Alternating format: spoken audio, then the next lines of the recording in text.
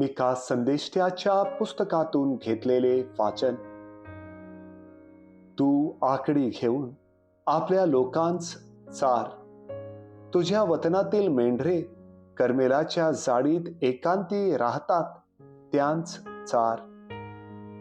प्राचीन काळच्या दिवसांप्रमाणे बाशानात आणि गिलादात त्यांच चरू दे.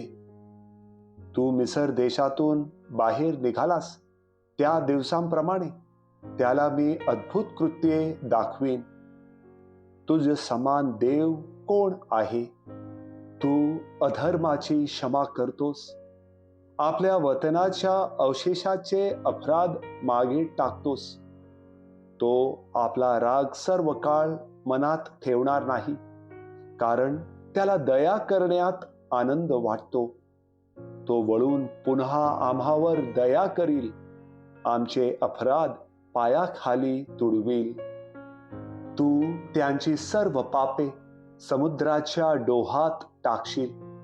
प्राचीन काळापासून तू आमच्या वडिलांस शपथपूर्वक सांगितल्याप्रमाणे याकोबाबरोबर सत्यतेने आणि अब्राहामाबरोबर वात्सल्याने वागशील.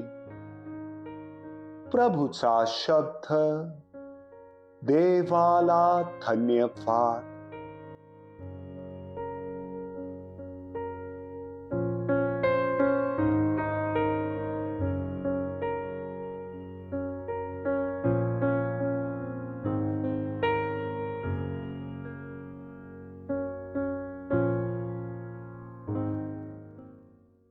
मथई लिखित पवित्र शुभवर्तमानातून घेतलेले वाचन.